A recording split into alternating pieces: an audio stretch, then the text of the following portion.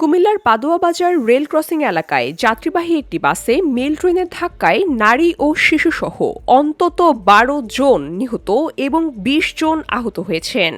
বসুন্ধরা, উত্তরা, বনশ্রী, কুড়িল ও বাড্ডা সহ রাজধানীর বিভিন্ন স্থানে অভিজাত ও অত্যাধুনিক মানের ফ্ল্যাট কেনার এক নির্ভরযোগ্য প্রতিষ্ঠান প্লেজেন্ট প্রপার্টিজ লিমিটেড।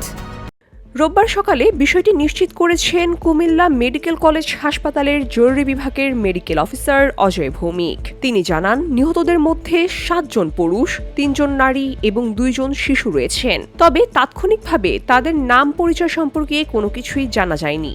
জানা গেছে, শনিবার দিবাগত রাত প্রায় ৩টার দিকে চট্টগ্রাম থেকে ঢাকাগামী একটি মেল ট্রেন পাদুয়ার বাজার রেল ক্রসিং অতিক্রম করার সময় মামুন পরিবহন নামে একটি যাত্রীবাহী বাসকে সজোরে ধাক্কা দেয়। সংঘর্ষের তীব্রতায় বাসটি প্রায় ৮ কিলোমিটার পর্যন্ত ঠেলে নিয়ে যায় ট্রেনটি।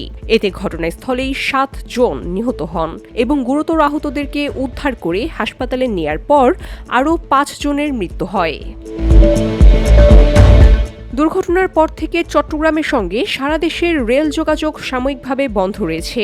ঘটনার পরপরই উদ্ধার কার্যক্রম শুরু করে ফায়ার সার্ভিস, পুলিশ ও রেলওয়ে কর্তৃপক্ষ। ট্রেনটি সরাতে আখাউড়া থেকে একটি রিলিফ ট্রেন আনা হয়েছে। ভিউডি বাংলা নিউজ ডেস্ক।